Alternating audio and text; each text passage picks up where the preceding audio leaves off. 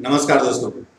आज की क्लास में हम इंग्लिश ग्रामर का बहुत ही इम्पोर्टेंट टॉपिक को सीखने के लिए जा रहे हैं और वो टॉपिक है WH फैमिली के जो वर्ड्स होते हैं जैसे what, why, when, where, whom, how etcetera. इन वर्ड्स का सही यूज करना। हिंदी में जो सेंटेंस इंटेरोगेटिव सेंटेंस होते हैं उनको इंग्लिश में ट्रांसलेट करने के लिए इन वर्ड्स का यूज होता है।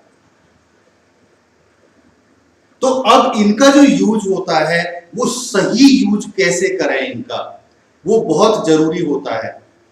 इंटेरोगेटिव सेंटेंस मैं बार बार अपने जो टेंस की जो क्लासेस होती हैं उनमें बताता रहता हूं कि इंटेरोगेटिव सेंटेंस दो तरह के होते हैं। एक तो इंटेरोगेटिव सेंटेंस वो होते हैं जिनको इंग्लिश में ट्रांसलेट करने के लिए WH फैमिली के वर्ड्स का यूज होता है। एक इंटेरोगेटिव सेंटेंसेस वो होते हैं जिनको इंग्लिश में ट्रांसलेट करने के लिए इन WH फैमिली के वर्ड्स की जरूरत नहीं होती, इनके यूज की जरूरत नहीं होती, बगैर इनके भी वो ट्रांसलेट हो जाते हैं। तो ये बहुत ही जरूरी है समझना कि आखिर इंग्लिश हिंदी के वो कौन से सेंटेंसेस होते हैं जिनको हम डेली बोलचाल में बोलते हैं इंटेरोगेटिव सेंटेंस, उनको किस में तो WH फैमिली के वर्ड्स का यूज होगा और कौन से ऐसे सेंटेंसेस होंगे इंटेरोगेटिव सेंटेंसेस जिनको ट्रांसलेट करने के लिए इन वर्ड्स का यूज नहीं होगा। तो एग्जाम्पल के लिए हम एग्जाम्पल के साथ समझते हैं, ज्यादा आसान होगा। तो एग्जाम्पल यहां पे देखिए, वह रोजाना कहां जाता है, वह रोजाना कहां जाता है। इसमें इंटेरोगेटिव वर्ड कौन सा है? कहां। कहां मींस वेयर।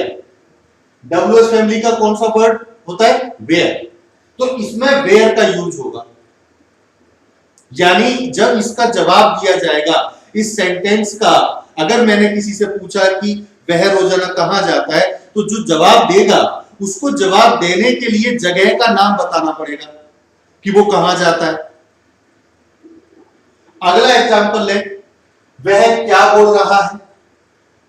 इसमें इंटेरोगेटिव जो वर्ड है वो है क्या, और क्या को इंग्लिश में बोलते हैं व्हाट।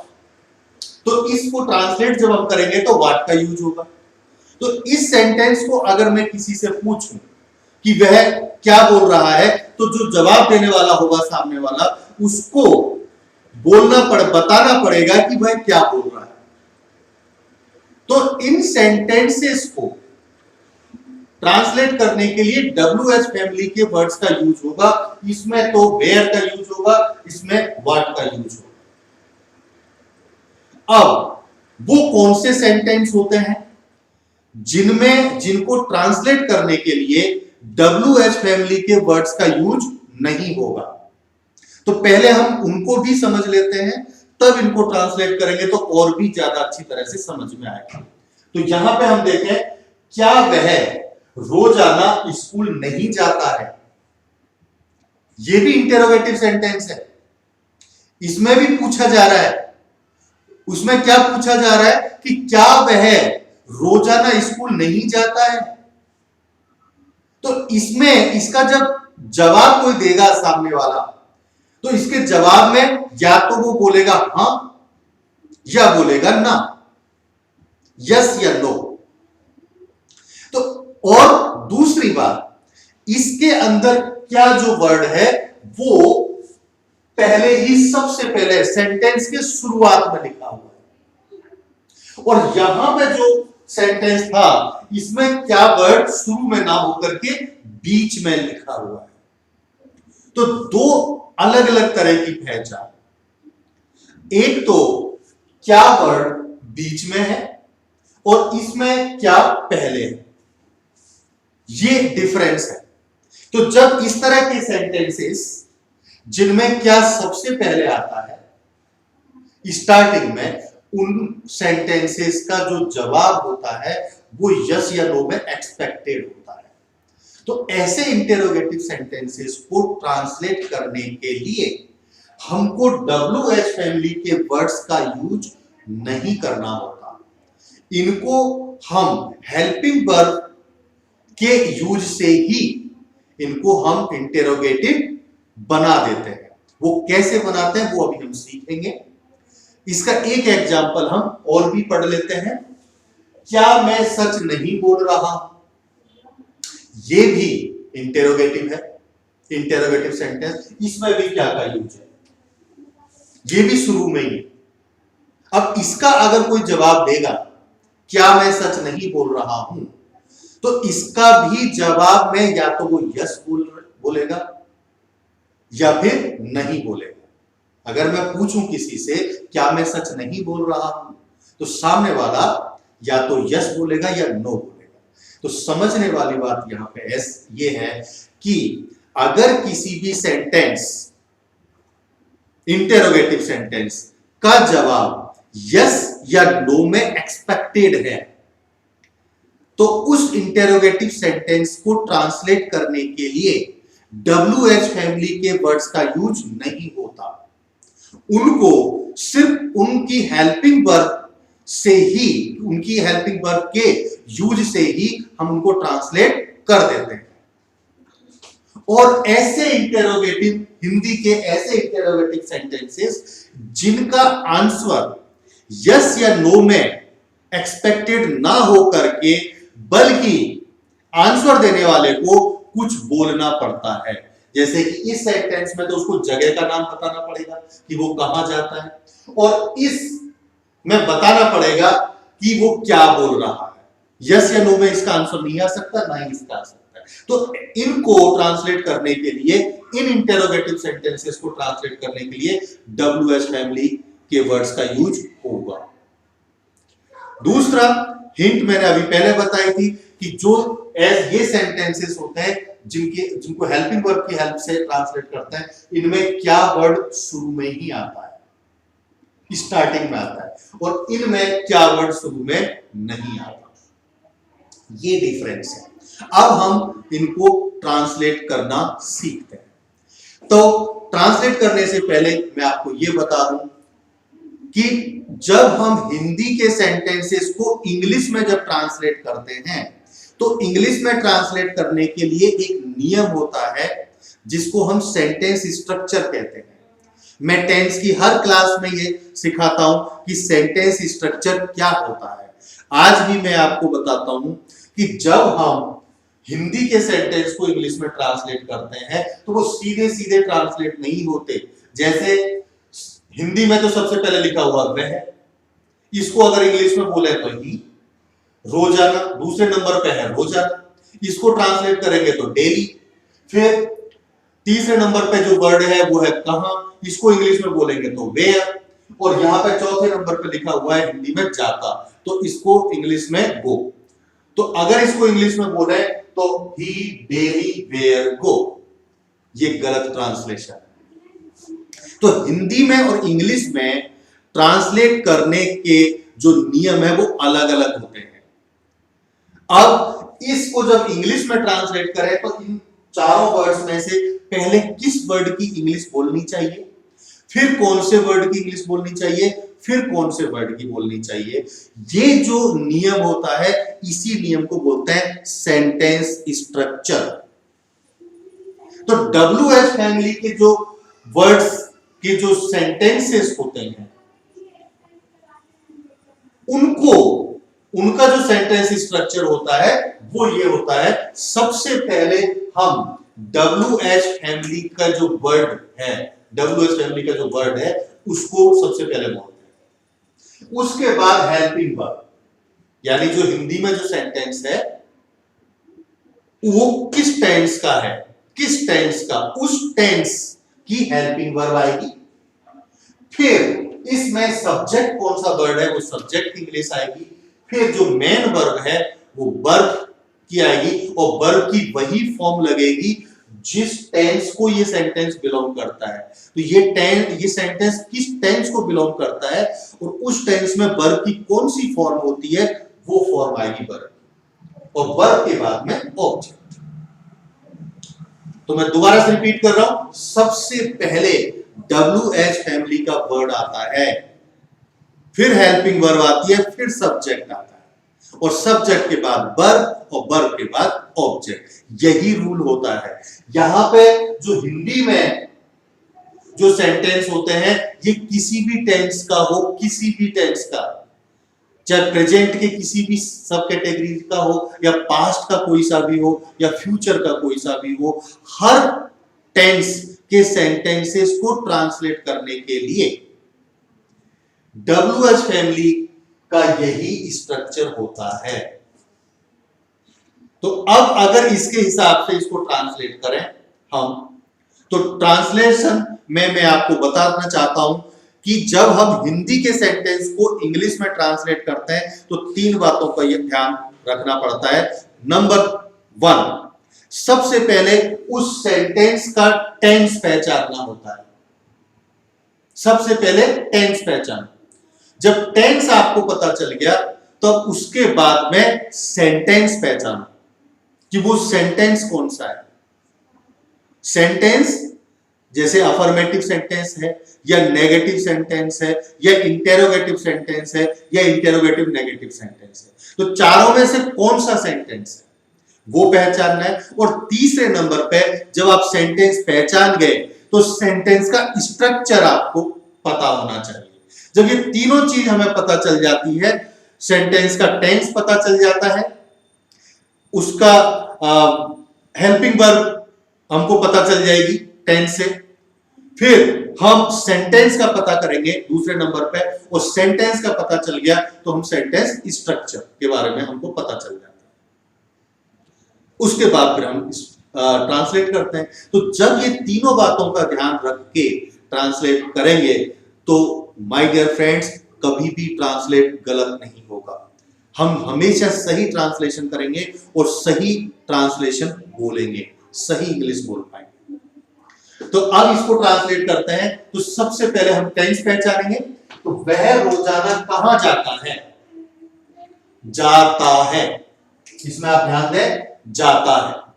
तो जब हमने टेंस की जो क्लास, प्रेजेंट इंडेफिनिट टेंस की जो क्लास में मैंने आपको बताया है कि किसी भी सेंटेंस के एक्शन वर्ड में जाता, ता, ते, ती अगर कोई भी लगा हो, ता हो, ते हो, ती हो, तो वो प्रेजेंट इंडेफिनिट टेंस का ही सेंटेंस होता है। तो यहां टेंस का आपको पता चल गया, प्रेजेंट इंडेफिनिट। इसके बाद में अब हम इसको देखते हैं कि ये कौन सा सेंटेंस है। तो वह रोजाना कहां जाता है, पूछने वाला सेंटेंस है, ये पूछ रहा है। तो जब पूछने वाला होता है तो इंटेरोगेटिव, और इंटेरोगेटिव भी कौन सा है? जिसमें WH फैमिली के वर्ड का यूज होगा। जो कहां लिखा हुआ है, कहां, वेयर। अब सेंटेंस का स्ट्रक्चर ये हमने देख लिया ऊपर। तो इस सेंटेंस स्ट्रक्चर के हिसाब से अब हम इसको ट्रांसलेट करते हैं। तो सबसे पहले WH वर्ड, तो WH वर्ड कहां, इसको ट्रांसलेट करता है। तो कहां को बोलते हैं? वेयर। वेयर। ध्यान रहे, हिंदी में जो इंटेरोगेटिव वर्ड है वो किसी भी जगह पे हो सकता है। जैसे कहां यहां पे तीसरे नंबर पर आया, लेकिन जब इंग्लिश में हम ट्रांसलेट करेंगे तो WH वर्ड सबसे पहले आएगा। तो यहां पे वेयर आ गया। उसके बाद हेल्पिंग वर्ब। हेल्पिंग वर्ब हमें पता है कि प्रेजेंट इंडेफिनिट टेंस था। तो प्रेजेंट इंडेफिनिट टेंस की जो हेल्पिंग वर्ब होती है, डू और डज होती है। डू का यूज प्लूरल सब्जेक्ट के साथ होता है और डज का सिंगुलर के साथ। यहां पे हमारा सब्जेक्ट है वह, तो वह सिंगुलर है, एक आदमी के लिए बोल रहा है। तो does, where does, where does. उसके बाद में सब्जेक्ट, तो सब्जेक्ट वह को ही, वेयर डज ही। और उसके बाद में वर्ब। वर्ब वो वर्ड होता है जो एक्शन बताता है, काम बताता है, कार्य बता रहा है कि क्या काम हो रहा है। तो यहां पे जाता है, जाने का कार्य हो रहा है। वह रोजाना कहां जाता है, जाने का कार्य। तो जाने को बोलते हैं गो। वेयर डज ही गो। अब वर्ब की फर्स्ट फॉर्म, क्योंकि प्रेजेंट इंडेफिनिट टेंस में वर्ब की फर्स्ट फॉर्म यूज होती है, तो वेयर डज ही गो। इसके बाद में फिर आता है ऑब्जेक्ट। तो ऑब्जेक्ट में जो बाकी का रिमेनिंग पार्ट होता है वो आ जाता है, और वो है रोजाना, डेली। डेली, और लास्ट में इंटेरोगेटिव सिंबल। इंटेरोगेटिव सिंबल लगाना बहुत जरूरी होता है, क्योंकि इसी से पता चलता है ये इंटेरोगेटिव सेंटेंस है। तो where does he go daily, ये इस तरह से हमारा ये ट्रांसलेट हो गया। अब अगला जो सेंटेंस है, ये वह क्या बोल रहा है, वह क्या बोल रहा है। तो मैंने आपको बताया वही 3 चीजों का ध्यान रखेंगे हम। नंबर 1 टेंस, सेंटेंस और सेंटेंस स्ट्रक्चर। तो टेंस में बोल रहा है, रहा है, रहा है, रहे हैं, रही है। जब किसी भी सेंटेंस में, हिंदी के सेंटेंस में आता है तो वो प्रेजेंट कंटिन्यूअस टेंस का सेंटेंस होता है। ये हम टेंस की क्लास में सीख चुके हैं। तो अब ये पता चल गया कि प्रेजेंट कंटिन्यूअस टेंस का सेंटेंस है। अब दूसरे नंबर पे आता है सेंटेंस। तो वह क्या बोल रहा है, ये भी पूछ रहा है इसमें कुछ, तो ये इंटेरोगेटिव सेंटेंस है ऑब्वियसली। दूसरी बात पता होगी, कंफर्म होगी। तीसरा है सेंटेंस का स्ट्रक्चर। तो मैंने आपको बताया सेंटेंस स्ट्रक्चर हमेशा यही रहता है। तो ये सेंटेंस स्ट्रक्चर का यूज करेंगे सबसे पहले WH वर्ड। तो इसमें WH जो वर्ड है वो कौन सा है, इंटेरोगेटिव वर्ड, क्या। क्या को इंग्लिश में बोलते हैं व्हाट, व्हाट। उसके बाद में हेल्पिंग वर्ब। तो helping verb tense, present continuous tense. Present continuous tense की हेल्पिंग वर्ब होती है इज, एम, आर। सिंगुलर के साथ इज लगता है, प्लूरल के साथ आर लगता है, और आई के साथ एम। तो यहां पे सिंगुलर सब्जेक्ट है वह, ई, तो ही के साथ में इज लगेगा, व्हाट इज। और उसके बाद में लगता है सब्जेक्ट। सब्जेक्ट है वह, तो वह को ही, व्हाट इज ही। फिर आएगी वर्ब। वर्ब यानी एक्शन वर्ड, क्या काम हो रहा है। तो यहां पे बोल रहा है, तो बोलने को हम बोलते हैं स्पीक, स्पीक। अब स्पीक को मैंने स्पीकिंग लिखा क्योंकि प्रेजेंट कंटीन्यूअस टेंस में वर्ब की 4th फॉर्म यूज होती है, यानी फर्स्ट फॉर्म में आईएनजी लगती है। तो यहां पे आपका व्हाट इज ही स्पीकिंग, ये आपका ट्रांसलेट है। तो ये मैं आपको पहले भी बोला है कि ये प्रेजेंट इंडेफिनिट टेंस का सेंटेंस था, ये प्रेजेंट कंटीन्यूअस टेंस का सेंटेंस है।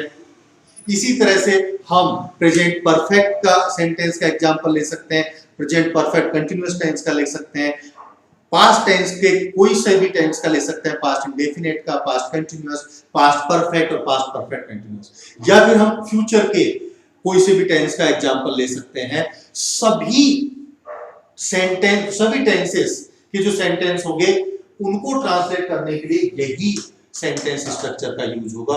ये बहुत इंपॉर्टेंट स्ट्रक्चर है, इसको आप ध्यान से समझ लें और लिख लें। अब आता है उन सेंटेंसेस को ट्रांसलेट करना जिनमें WH फैमिली के जो वर्ड्स होते हैं उनका यूज नहीं होता। वैसे तो उनको जो ट्रांसलेट करना में हर टेंस की जो हमारी सेपरेट क्लास है, जैसे प्रेजेंट इंडेफिनिट टेंस की सेपरेट क्लास है, प्रेजेंट कंटीन्यूअस टेंस की सेपरेट क्लास है, प्रेजेंट परफेक्ट की, प्रेजेंट परफेक्ट कंटीन्यूअस की, ऐसे पास्ट के टेंसेस की सेपरेट क्लासेस है, फ्यूचर की। हर टेंस की एक सेपरेट क्लास हमारी होती है। उनमें सब में मैंने हर सेंटेंसेस, हर टाइप के सेंटेंसेस, चारों affirmative sentence, negative sentence, interrogative sentence और इंटेरोगेटिव नेगेटिव सेंटेंस को बहुत ही अच्छी तरह से डिटेल में एक्सप्लेन करके मैं समझाता हूं। लेकिन यहां पे भी मैं आपको समझा रहा हूं ताकि आपको कंपैरिजन पता चले कि WH फैमिली के जो वर्ड्स से ट्रांसलेट होने वाले जो सेंटेंसेस होते हैं उनको कैसे ट्रांसलेट किया जाए और इनके बगैर वाले जो सेंटेंसेस होते हैं उनको कैसे। तो यहाँ पे कंपैरिजन के लिए हम यहाँ पे ट्रांसलेट एग्जांपल के लिए 2 सेंटेंसेस को कर लेते हैं ताकि आपको क्लियर समझ में आ जाए। अब देखते हैं, क्या वह रोजाना स्कूल नहीं जाता है। तो पहली बात तो इसमें हिंदी में मैंने अभी आपको बताया कि क्या सबसे पहले आता है। तो क्या जब सबसे पहले आता है तो आप ये समझ जाइए, श्योर हो जाइए कि ये जो हिंदी का सेंटेंस है इसको ट्रांसलेट करने के लिए WH फैमिली के वर्ड का यूज नहीं होगा, सीधा हेल्पिंग वर्ब से यूज हो जाएगा, ट्रांसलेट हो जाएगा। और थोड़ा बहुत डाउट भी अगर रहे तो आप इसके आंसर की तरफ ध्यान दें कि क्या इस सेंटेंस का जो आंसर है, इस इंटेरोगेटिव सेंटेंस का जो आंसर है वो उसका आंसर यस या नो में एक्सपेक्टेड है या नहीं। तो अगर उसका आंसर आपको लगता है कि या तो यस होगा या नो होगा तो डेफिनेटली इस सेंटेंस का, ऐसे इंटेरोगेटिव सेंटेंस का ट्रांसलेशन हम बगैर WH फैमिली के वर्ड्स के सिर्फ हेल्पिंग वर्ब के यूज से ही कर देंगे। तो अब करते हैं। तो ट्रांसलेशन करने के लिए जैसे मैं अभी आपको बार बार बता रहा हूं, तीन चीजों का ध्यान, टेंस, सेंटेंस और सेंटेंस स्ट्रक्चर, तीनों का ध्यान। तो सबसे पहले टेंस, क्या वह रोजाना स्कूल नहीं जाता है? जाता है, जाता है, जाता, ता देती आ गया तो प्रेजेंट इंडेफिनिट टेंस हो गया। अब सेंटेंस, तो सेंटेंस इसमें कुछ पूछ रहा है, क्या वह रोजाना स्कूल नहीं जाता है, तो इंटेरोगेटिव। लेकिन इसमें एक चीज और भी है, साथ में नहीं भी आया हुआ है, यानी क्या शुरू में आ गया तो इंटेरोगेटिव बन गया, लेकिन नहीं भी आया हुआ है तो ये इंटेरोगेटिव नेगेटिव दोनों है। तो जब दोनों हो तो उस सेंटेंस को हम बोलते हैं इंटेरोगेटिव नेगेटिव सेंटेंस। तो सेंटेंस का पता चल गया कि इंटेरोगेटिव नेगेटिव। अब तीसरा है सेंटेंस का स्ट्रक्चर। इंटेरोगेटिव नेगेटिव जो सेंटेंस होता है प्रेजेंट इंडेफिनिट का, उसका स्ट्रक्चर क्या होता है, तो मैं स्ट्रक्चर आपको लिखता हूं। सबसे पहले हम हेल्पिंग वर्ब, उसके बाद में फिर सब्जेक्ट, उसके बाद में फिर नॉट, फिर वर्ब की first form and then object. ये सेंटेंस स्ट्रक्चर यूज करता है। सबसे पहले हेल्पिंग वर्ब, यानी मैं बोल रहा हूं कि ऐसे सेंटेंस को, इंटेरोगेटिव सेंटेंस को ट्रांसलेट करने के लिए हेल्पिंग वर्ब का यूज होता है। तो हेल्पिंग वर्ब का यही यूज है कि हेल्पिंग वर्ब को पहले बोलना होता है, सब्जेक्ट से पहले। तो पहले ही आ जाएगी हेल्पिंग वर्ब, फिर आएगा सब्जेक्ट, फिर आएगा नॉट क्योंकि नेगेटिव ही है, फिर वर्ब की first form, present indefinite tense है तो वर्ब की फर्स्ट फॉर्म आएगी, और फिर ऑब्जेक्ट। अब इंटेरोगेटिव नेगेटिव सेंटेंस के जो सेंटेंस स्ट्रक्चर होते हैं वो दो तरह के होते हैं। एक तो वो जिसमें नॉट को हम बाद में बोलते हैं सब्जेक्ट के बाद, और एक स्ट्रक्चर ऐसा होता है जिसमें हम चाहे तो इस नॉट को शुरू में जो हेल्पिंग वर्ब बोली है उसके साथ में ही कंबाइन करके बोल देते हैं। तो वो भी हम लिख लेते हैं यहां पे, डोंट, डजंट, फिर सब्जेक्ट, फिर first form of verb and then object. यहां पे हमने क्या किया, ये जो नोट बाद में था इसको हेल्पिंग वर्ब के साथ में ही कंबाइन कर दिया।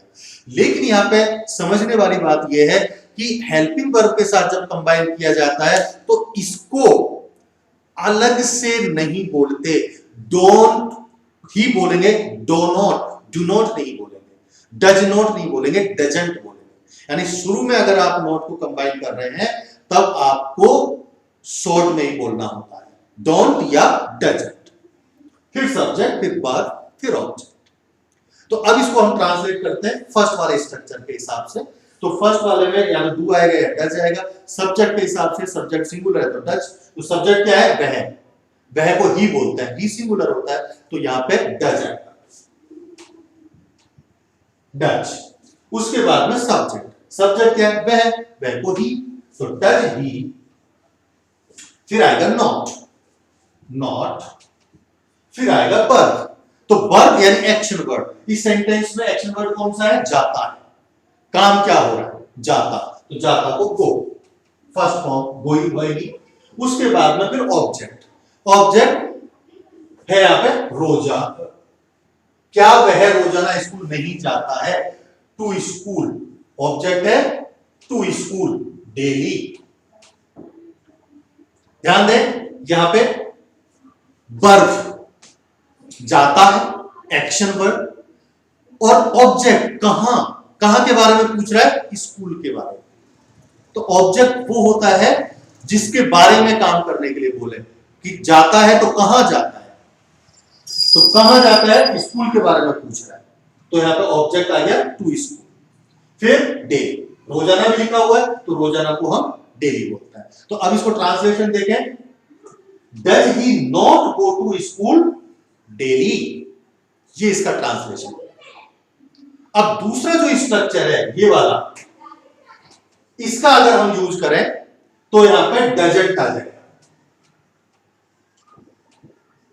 डजंट, उसके बाद में ही सब्जेक्ट, फिर आएगा वर्ब, गो टू स्कूल, फिर ऑब्जेक्ट, फिर daily. Doesn't he go to school daily, ये इस तरह से हम स्ट्रक्चर का यूज करते हैं। इंटेरोगेटिव नेगेटिव जो सेंटेंस होते हैं, चाहे वो प्रेजेंट इंडेफिनेट का हो या प्रेजेंट कंटिन्यूअस का हो, प्रेजेंट परफेक्ट का हो, प्रेजेंट परफेक्ट कंटिन्यूअस, या पास्ट के भी कोई सा या फ्यूचर के भी कोई सा, सब में इंटेरोगेटिव नेगेटिव जो सेंटेंस होता है उनमें डबल स्ट्रक्चर होता है। एक तो वो स्ट्रक्चर जिसमें नॉट सब्जेक्ट के बाद में आता है, एक वो स्ट्रक्चर जिसमें नॉट शुरू में हेल्पिंग वर्ब के साथ में। हेल्पिंग वर्ब के साथ में जब भी आता है तो वो शॉर्ट में ही लिखना या बोलना पड़ता है, ये हमेशा आप ध्यान रखें। अब एक एग्जांपल और ले लेते हैं, क्या मैं सच नहीं बोल रहा हूं, क्या मैं सच नहीं बोल रहा हूं, तो इसमें टेंस रहा हूं, रहा हूं, रहे हैं, रही है जब आ जाता है तो वो टेंस होता है प्रेजेंट कंटिन्यूअस टेंस।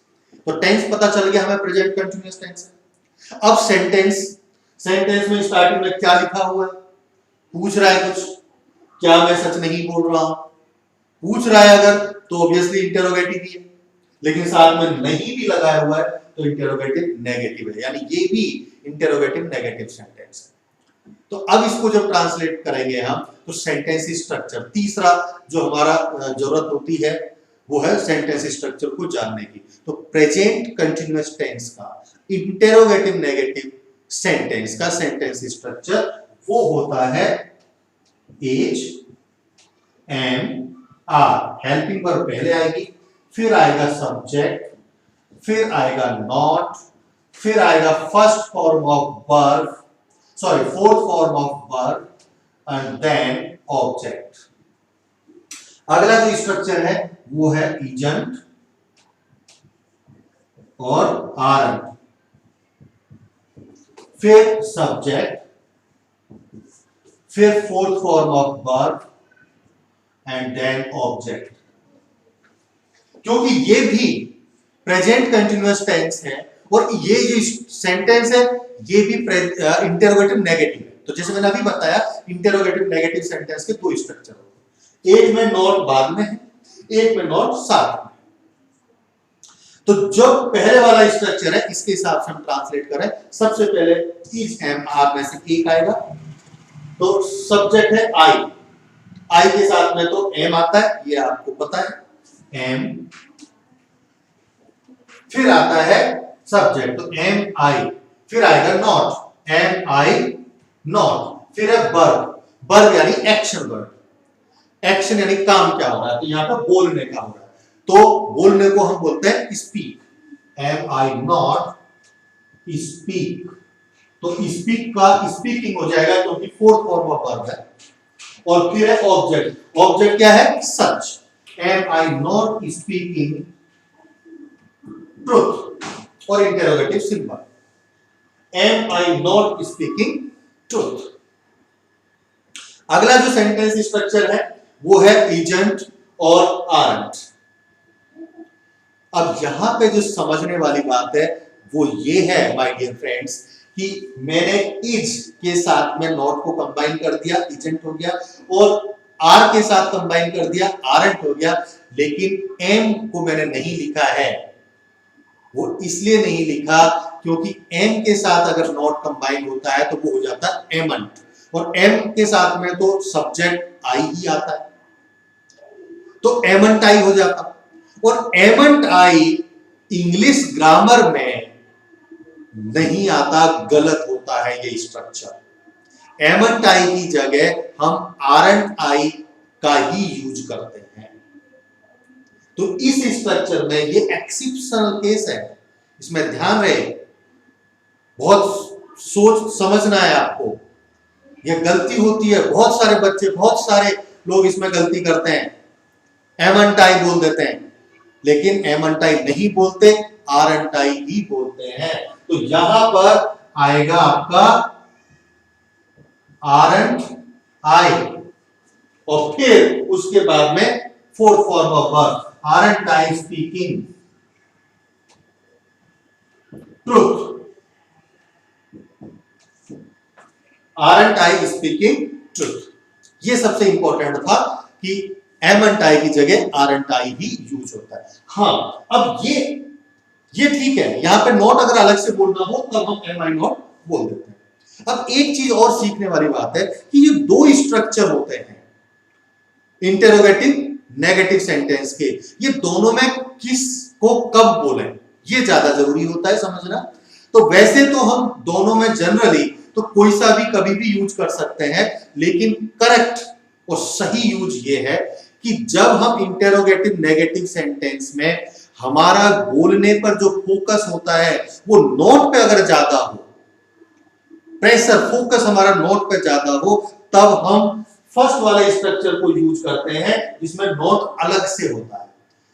क्योंकि फोर्स तो हम तभी डाल सकते हैं जब नोट अलग से बोलेंगे, और अगर हमारा फोर्स या फोकस नोट पे ज्यादा नहीं है तब हम सेकंड स्ट्रक्चर का यूज कर सकते हैं। ये इनमें डिफरेंस होता है।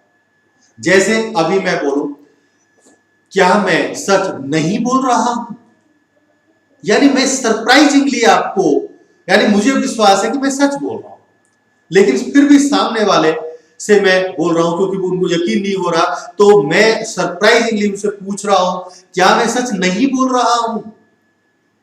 तो मेरा जो फोकस है वो नोट पे है। तो जब हिंदी में मैं नहीं पे इतना ज्यादा जोर दे रहा हूं सरप्राइजिंगली, तब इंग्लिश में भी हमको इस तरह से जोर देना होता है। तो इंग्लिश में जब नोट अलग से यूज होता है, इसका मतलब है कि उसमें जो फोर्स और फोकस है वो नोट पे जाता है, हम समझ जाते हैं। तब ऐसे केस में हम फर्स्ट स्ट्रक्चर का यूज करते हैं जिसमें नोट सब्जेक्ट के बाद है। और जब हम नॉर्मल सेंटेंस बोलते हैं जिसमें नोट पे बहुत ज्यादा फोकस नहीं है, तब हम सेकंड स्ट्रक्चर का यूज करते हैं। तो इस तरह से माय डियर फ्रेंड्स, हमने आज की जो हमारी बहुत इंपॉर्टेंट क्लास थी जिसमें WH फैमिली के जो वर्ड्स हैं उनका सही यूज सीखा कि किस तरह से उनका सही यूज किया जाता है। और उससे भी ज्यादा इंपॉर्टेंट बात ये कि ये जो डायलेमा रहता है कि कौन से इंटेरोगेटिव सेंटेंसेस में WH फैमिली के वर्ड का यूज होगा और कौन से इंटेरोगेटिव सेंटेंसेस को इंग्लिश में ट्रांसलेट करने के लिए WH फैमिली के वर्ड का यूज नहीं होगा, ये डायलेमा को भी आज हमने सोल्व किया और एग्जांपल्स के साथ में किया। मैं उम्मीद करता हूं कि आपको ये समझ में आ गया होगा।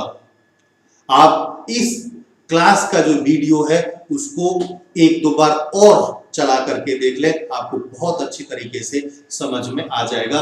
इंटेरोगेटिव ये जो सेंटेंसेस होते हैं ये तो टेंस की हर क्लास में मैं आपको बार बार सिखाता हूं।